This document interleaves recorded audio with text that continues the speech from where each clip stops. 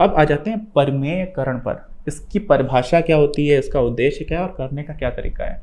परमेयकरण हमको पढ़ाया जाता है स्कूल में, जब मुझे पढ़ाया गया था मुझे याद है, तो सीधे सीधे बता दिया गया कि करना कैसे है, क्यों किया जाता है ये नहीं बताया जाता। और जब हमें क्यों नहीं पता होता है तो कई बार हमें विषय जो है वो इंटरेस्टिंग नहीं लगता है, हमें लगता है ये बस चीज़ें कराई जा रही हैं और ये सिर्फ कोई भी कारण है, हमें एग्जाम देना है, क्यों देना है समझ में नहीं आता। जब तक आपको क्यों नहीं पता है ना, आपको चीज़ों में इंटरेस्ट नहीं आएगा। तो क्यों बहुत जरूरी है, और क्यों का जो मतलब होता है उद्देश्य, क्यों, वाई। अब परमेयकरण क्या होता है, पहला उदाहरण लेकर के ही समझते हैं इसको। 1/√2 लिखा हुआ है, ठीक है। मैंने बोला कि आपको पता है कि √2 का जो मान है वो लगभग 1.414 के बराबर होता है और ऊपर है 1। तो मैंने कहा ठीक है, एक ही बात लिखी हुई है। अब मैंने कहा कि ये जो भी लिखा हुआ है इसका उत्तर कितना होगा। तो आप क्या करेंगे कि अरे ठीक है कोई बात नहीं, ऐसा देखने में समझ में नहीं आ रहा है, ऐसा करते हैं सर, इसको लॉन्ग डिवीज़न मेथड यानी कि जो भाग देने की पुरानी हमारी मेथड है उससे हम भाग देना शुरू करते हैं। तो अब क्या करेंगे कि यहाँ पर 1.414 है, तो आगे के जो भी बिंदु हैं उनको मान लेते हैं कि कुछ नहीं है, उसको हम हटा देते हैं, निगलेक्ट कर देते हैं, नगण्य मान लिया 1, ठीक है, यही बात आ गई। अब क्या करेंगे, हम भाग देना शुरू करते हैं। यहाँ पे दशमलव लगा हुआ है तो 1.4 जो है वो 1 से तो बड़ा है, इसका मतलब सीधे सीधे तो भाग जाएगा नहीं, तो हम 0 के बाद दशमलव लगा देंगे तो अब यहाँ पे 10 हो जाएगा। अब हमें गिनती आती है, पहाड़े भी आते हैं, तो 14 7 98, तो लगभग हमने 7 बार भाग दिया, ठीक। अब 7 बार भाग देंगे तो कैसे भाग जाएगा, सोचिए, दशमलव भी लगा हुआ है। तो 2-3 तरीके होते हैं, तो आप यहाँ से दशमलव पहले हटा दें, ठीक है। अगर आप नहीं हटा रहे हैं तो फिर ऐसे लिखा जाएगा 7 चौको 28, 7 एकम 7 2 9, 7 चौको 28 की 8, हासिल लगी 2, 7 एकम 7 2 9, और उसके बाद से दशमलव आ गया। अब ये देखिए थोड़ा सा गलत लिख गया है ना, इसको वास्तव में ऐसा लिखना चाहिए था। कैसा लिखना चाहिए था, गलत कुछ नहीं था, 9.898 ऐसा था। अब यहाँ पे 2 बचेगा, यहाँ पे 0 बचेगा, यहाँ पर फिर 1 बचेगा, यहाँ पे 0 बचेगा, यहाँ पे 0 बचेगा, और क्योंकि 10 ऑलरेडी दशमलव लगा हुआ है, इसका मतलब ये 2 दशमलव हट करके यहाँ पर आ जाएगा, ठीक है। ऐसे आपने शायद ही भाग नहीं दिया होगा, लेकिन समस्या क्या है, अभी देखिए फिर से भाग नहीं जाएगा, तो फिर आप 0 लगाएंगे, उसके बाद से फिर ही दशमलव उठ करके यहाँ चला जाएगा। अब दशमलव उठ करके क्यों जा रहा है, क्योंकि वास्तव में हम 10 का गुणा कर दिया करते थे जब भी दशमलव लगाने के बाद भाग देना होता था। तो अब फिर से भाग देंगे तो फिर 7 आएगा। तो अभी क्या हो गया है कि अब हमें पता है कि पहले हमारा उत्तर कितना आया था, ठीक। ऐसे करके हम भाग देते चले जाएंगे। तो ये जो भागफल है, ये भागफल हमने क्यों निकाला, ये सब बड़े इतने जो मेहनत की वो क्यों की है, ये इसलिए की है क्योंकि जब भी हम 1/√2 देखते हैं ना, तो हम इसको समझ नहीं पाते हैं कि कौन सी संख्या की बात हो रही है, वो संख्या कितनी बड़ी है, उसको देख करके हम अंदाजा नहीं लगा पाते हैं। और इसीलिए हमें सरलीकरण पढ़ाया जाता है। बहुत सारी चीजें छोटी छोटी कनेक्ट हो रही हैं, आप समझिए, पूरी कोशिश करिएगा, ध्यान से समझिएगा। इसको जब हम देखते हैं तो हम समझ नहीं पाते हैं, इसकी तुलना में जब हम ये देखते हैं तो हमें थोड़ा तबीयत सुकून मिलता है। क्यों, क्योंकि हम √2 की जगह शायद 1.414 को देख करके ज्यादा आसानी से समझ पाते हैं कि अच्छा हाँ 1 से 0.4 से थोड़ा और बड़ा है, मतलब 1 में आप 0.4 ऐड करेंगे उससे थोड़ा और बड़ी संख्या की बात हो रही है, ठीक है। उसके बाद हम क्या करते हैं, लेकिन ये तो सिर्फ √2 है, आपको 1 में इससे भाग देना है, तो ये क्या संख्या निकल के आएगी, यानी कि ये जो वास्तव में पूरी संख्या है ये थोड़ा जटिल रूप है ना इसका, इसीलिए इसका सरलीकरण किया जाता है। तो सरलीकरण में हम क्या कर रहे हैं, यहाँ पर भाग दे करके देख रहे हैं। तो ये जब सरलीकरण किया गया तो यहाँ पर हमें काफ़ी मेहनत करनी पड़ी। क्यों, क्योंकि दशमलव में जो भाजक है वो हमारा काफ़ी बड़ा है दशमलव के साथ, तो हमें काफ़ी कुछ कैलकुलेशंस करनी पड़ी। वास्तव में इसको कैसे करते थे, अगर हमारी 3 ही संख्याओं का भाग देना होता था तो हम क्या करते थे, पहले से दशमलव हटा देते थे और यहाँ पर पहले से दशमलव लगा देते थे। अब 0 दशमलव करेंगे तो यहाँ पर 0 आ जाएगा। अब दिक्कत नहीं आएगी, जो यहाँ पर आपको लग रहा था कि ये दशमलव सर क्यों शिफ्ट कर रहे हैं, इसमें दिक्कत नहीं आएगी। आप यहाँ पे 7 बार भाग देंगे तो आपको सीधे सीधे 9898 मिल जाएगा। फिर उसके बाद से क्या मिलेगा, आपको मिल जाएगा 102। फिर से भाग नहीं जाएगा तो 1 0 तब खुद से आ जाएगा। अब आप फिर से 0 लगाएंगे, फिर यहाँ पे 0 आ जाएगा। फिर आप क्या करेंगे, फिर से 7 बार भाग देंगे तो आपको फिर से मिलेगा 9898, ठीक है। तो यहाँ पर ये भी इतना आसान इसलिए नहीं है, अभी आपको जल्दी जल्दी दिख रहा होगा कि ऑलरेडी मैं कर चुका हूँ ये, ठीक है। लेकिन यहाँ पर जो आपको ये दशमलव वाला अगर जिन लोगों को कन्फ्यूजन हो रहा है ना, वो यहाँ पर कन्फ्यूजन नहीं होगा, इसलिए मैंने करके दिखा दिया।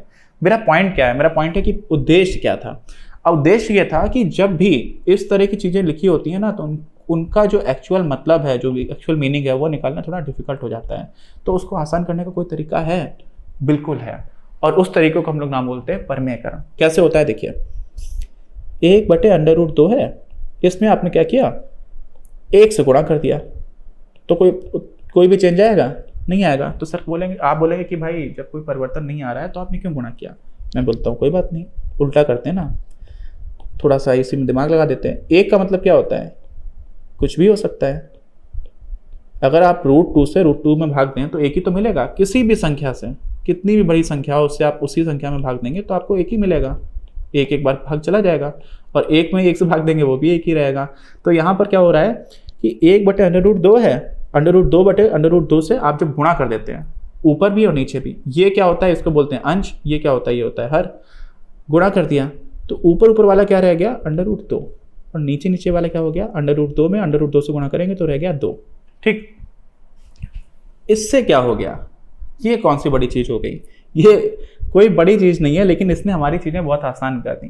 क्यों आसान कर दी, अब आपको अगर इसका मान निकालना भी है, मान लीजिए इसको भी देख करके आपको समझ में नहीं आ रहा कि किस संख्या की बात हो रही है, तो आप कहेंगे ठीक है, फिर से हम अपनी लॉन्ग डिवीजन मेथड पर जाते हैं। यहाँ पे क्या करना है, हम 2 से √2 में भाग देंगे, तो √2 का मतलब क्या होता है 1.414, लगभग जो आगे के बिंदु उनको हटा देते हैं थोड़ी देर के लिए। अब 2 से सीधे 1 में तो भाग जाएगा नहीं, तो किस में भाग जाएगा, दशमलव लगा दिया आपने, दशमलव लगा देंगे तो ये वाला जो दशमलव है वो आगे शिफ्ट हो जाएगा। ठीक है, अब 14.14 में आप भाग दे रहे हैं, तो 2 सत्ते 14। ठीक, फिर क्या हुआ, अब ऑलरेडी दशमलव लगा हुआ है, इसका मतलब ये वाला दशमलव आप इग्नोर कर सकते हैं, 1 है, और 1 में फिर भाग नहीं जाएगा तो आपको 0 लगाना पड़ेगा, 0 लगा देंगे तो आप फिर से 4 उतार लेंगे, फिर 2 सत्ते 14। ठीक है, तो यहाँ पर क्या होगा 0.707, ये आपको उत्तर मिल गया। अब ये उत्तर काफ़ी आसानी से मिला क्योंकि आप 2 से भाग कर रहे हैं, पहले आप 1414 से भाग कर रहे थे, तो 2 से भाग देना बहुत आसान है, और ये काम हमारे लिए परमेयीकरण करता है। ठीक है, परमेयीकरण का मतलब क्या हुआ, कौन सी चीज़ को आपने अपरमेय से परमेय बना दिया, ऐसा कुछ किया है क्या, तो ये कन्फ्यूजन भी ना रहे, इसको भी देख लेते हैं। 1/√2 ये एक अपरमेय संख्या है या परमेय संख्या है, पहले तो आप ये बताइए। अगर ये बताइए, अगर ये अपरमेय होती तो हम इसको परमेयीकरण क्यों बोल रहे होते, परमेयीकरण का मतलब क्या होता है कि आप किसी अपरमेय चीज़ को परमेय कर रहे हो। ठीक है, तो पहली बात तो ये परमेय हो नहीं सकती है। दूसरी बात, हमने पहले अभी थोड़ी देर पहले क्या पढ़ा था कि एक कोई परमेय संख्या है, उसमें अगर आप किसी अपरमेय संख्या से भाग देंगे तो जो हमें संख्या मिलेगी वो कैसी होगी, अपरमेय होगी। इसका मतलब यहाँ से भी आपको समझ में आ जाना चाहिए कि अपरमेय संख्या है, तो इसमें अपरमेय है तो इसको परमेयीकरण कैसे कर देंगे। इसका मतलब क्या ऐसा होगा कि आप एक अपरमेय संख्या को आपने कुछ तरीका लगाया, एक मशीन में डाला, और उसके बाद से वो जो है वो तुरंत से परमेय संख्या बन जाएगी, ऐसा होगा क्या, बताइए। ऐसा बिल्कुल नहीं होगा। ऐसा इसलिए नहीं होगा क्योंकि भाई फिर तो आप रेशनल और इरेशनल को बदल सकते हैं। पाई को आप कह देंगे सर पाई जो है वो इरेशनल नंबर है, लेकिन उसको तो हम रेशनल बना देंगे, पाई जो है परमेय संख्या उसको हम परमेय बना देंगे।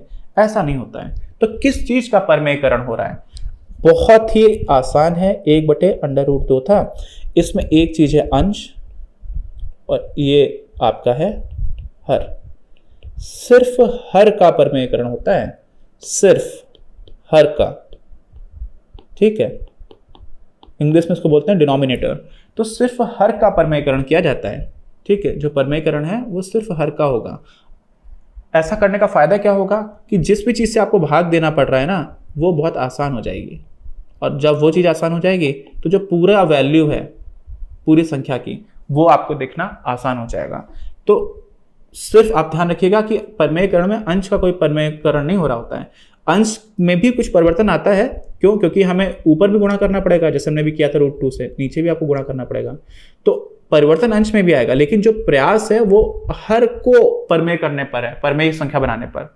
ऊपर जो परिवर्तन आ रहा है वो आने दो, लेकिन प्रयास क्या है, हर को परमेय बनाने पर। अब इतना ही सब मैंने बताया इसलिए है जिससे कि आपको कोई कंफ्यूजन ना रहे।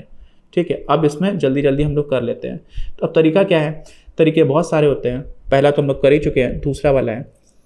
दूसरे में क्या है, 1/2 + √3 है। आपको समझ में आ चुका है कि सिर्फ आपको हर पे फोकस करना है। अब हर पे हम इसको कैसे बना दें, कैसे कर दें। तो पहली बार अगर मुझे ये बताया गया होता है और मुझसे सीधा सीधा प्रश्न दे दिया होता तो मुझे काफ़ी देर लगी होती कि क्या करेंगे यहाँ पे, क्या √3 से गुणा कर दें, क्योंकि हम लोगों ने √2 से किया था। √3 से करना चाहिए क्या, √3 से करेंगे तो उत्तर नहीं आएगा, नीचे वाला जो हर है वो परमेय नहीं बन पाएगा। ठीक, तो क्या करेंगे, ये सारी चीज़ें प्रैक्टिस से भी आती हैं और कई जो बहुत ही स्मार्ट लोग हैं उनको खुद से भी दिखने लग जाता है।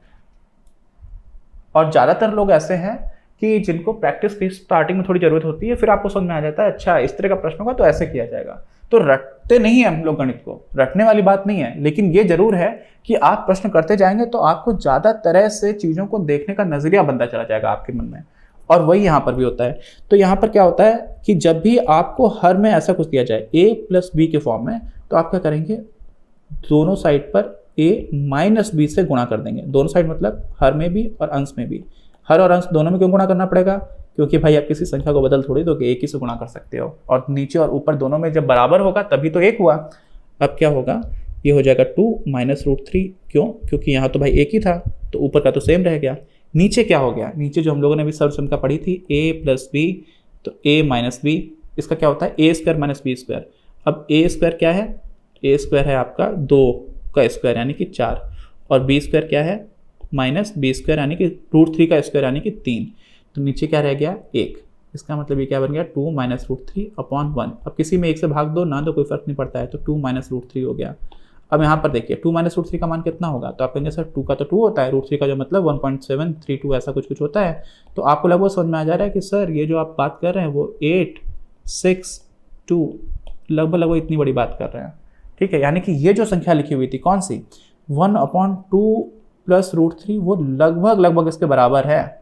एग्जैक्ट बराबर नहीं है, किसके बराबर है 0.268 के। तो आप इसका अंदाजा लगा पा रहे हैं। अगर आपने इसका परमेयकरण ना किया होता तो देखिए अंदाजा लगाना कितना कठिन था।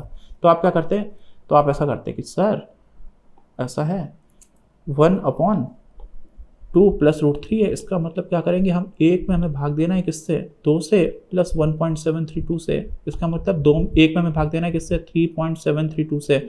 अब एक में 3.732 से भाग देना इतना आसान नहीं है। ठीक, और इसका जो उत्तर आएगा वो लगभग 0.268 के आसपास आना चाहिए, और वो आ भी जाएगा, लेकिन ये कठिन है क्योंकि इससे भाग देना, जब हर इतना कठिन है तो भाग देना कठिन हो जाता है। यही कारण है परमेयकरण करने का। अब आखिरी क्वेश्चन बचा, इसको फटाफट कर लेते हैं। अब आपको पूरा कॉन्सेप्ट तो समझ में आ ही गया है, और अगर अभी भी कोई दिक्कत हो रही है तो आप मुझे कमेंट बॉक्स में लेकर के बताइए कि सर इसमें मुझे इस वजह से समझ में नहीं आया, मैं आपको फिर से समझा दूंगा। ठीक, 5/√3 माइनस रूट 5, मैंने आपको बताया है कि जब भी नीचे जो भी लिखा हुआ है आपको सिर्फ हर पे फोकस करना है, और यहाँ पर पहले से ही माइनस है तो आप क्या करेंगे, इस बार प्लस कर देंगे, क्योंकि a माइनस बी आपको पहले दिया हुआ है, तो आप a प्लस बी कर दीजिए। ऊपर भी आप इसी से गुणा करेंगे, आपने गुणा कर दिया।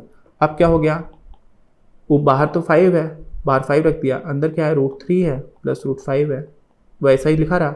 यहाँ पे क्या हो जाएगा a square minus B square, तो ये a माइनस बी है, a प्लस बी है, तो a square minus B square का मतलब क्या हो जाएगा, a स्क्वायर का मतलब 3, बी स्क्वायर का मतलब 5। ठीक है, क्यों, क्योंकि रूट 3 और माइनस तो रहेगा ही। a स्क्वायर मतलब रूट 3 स्क्वायर, रूट 3 स्क्वायर मतलब 3, और ऐसे रूट 5 स्क्वायर मतलब 5 मतलब 5। तो आपका उत्तर क्या मिल गया, 5 within bracket root 3 plus root 5, और अपॉन में क्या आ गया -2। यही आपका उत्तर हो गया। अब आप कहेंगे कि सर ये तो इतना आसान नहीं लग रहा है देखने में, ये काफ़ी आसान है। ये बाहर 2.5 है और यहाँ पे रूट 3 है, यहाँ पर आपका रूट 5 है, रूट 3 का मतलब 1.732 है, यहाँ पर लगभग 2.235 है, और यहाँ पे -5/2 है। ठीक है, ये वैल्यू आप काफ़ी आसानी से कैलकुलेट कर सकते हैं, बजाय इसके जब यहाँ पर था, यहाँ पे क्या था 5/1.732 माइनस 2.235। तो अब नीचे एक दशमलव की बड़ी संख्या आएगी नेगेटिव में, उससे आप 5 में भाग देंगे, तो वो कठिन होगा। यहाँ पे ये करना आसान है। अगर आपको ये वीडियो पसंद आया तो प्लीज़ इसे अपने दोस्तों के साथ शेयर करें, लाइक करें, आपके अपने चैनल अपनी क्लास को सब्सक्राइब करें, और बेल आइकन को प्रेस करना ना भूलें। Thank you very much, have a nice day.